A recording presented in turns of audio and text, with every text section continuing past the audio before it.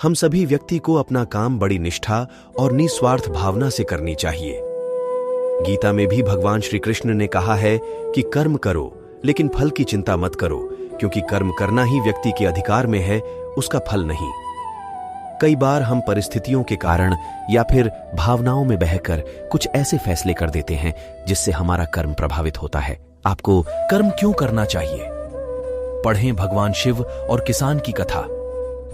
एक बार भगवान शंकर पृथ्वीवासियों पर कुपित हो गए और माता पार्वती को साक्षी मानकर संकल्प किया कि जब तक पृथ्वीवासी नहीं सुधरेंगे तब तक वे शंख नहीं बजाएंगे।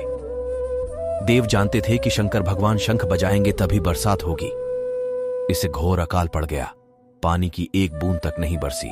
धरती पर त्राहिमाम मच गया। ऐसे में एक दिन भगवान शंकर पार्वती आकाश में विचरण कर रहे थे तो उन्होंने एक अजीब दृश्य देखा कि एक किसान भरी दोपहरी में चिलचिलाती धूप में खेत की जुताई कर रहा है। पसीने में नहाया मगर अपनी धुन में बहुत मग्न।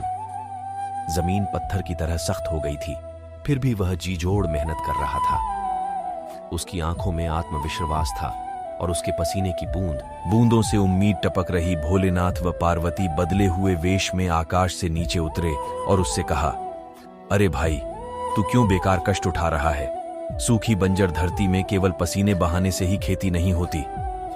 किसान ने हल चलाते चलाते ही जवाब दिया, हाँ, बिल्कुल ठीक कह रहे हैं श्रीमान, मगर हल चलने का गुण भूल न जाऊं, इसलिए मैं हर साल पूरी लगन के साथ जुताई करता हूं। जुताई करना भूल गया तो केवल वर्षा से खेती हो सकेगी क्या? मेहनत का अपना ही परम आनंद है। मैं लोभ के लिए खेती नहीं करता। किसान की बात सुनकर महादेव को भी लगा कि मैं भी तो परम आनंद की अनुभूति के लिए ही शंख बजाता हूं। मुझे भी शंख बजाए 1 बरस बीत गए। कहीं शंख बजाना भूल तो नहीं गया। उन्होंने तुरंत अपनी झोली से शंख निकला और जोर से फूंका। चारों ओर बादल की घटाएं घुमड़ पड़ी। बिजली चमकने लगी और जोरदार बारिश होने लगी। इस वर्षा के स्वागत में किसान के पसीने की बूंदें पहले ही खेत में गिरकर चमक रही थीं। कथा का सार, हमारा जो काम है उसे अपनी पूरी निष्ठा से बिना किसी लोभ लालच के करना चाहिए। इसी में परम सुख है।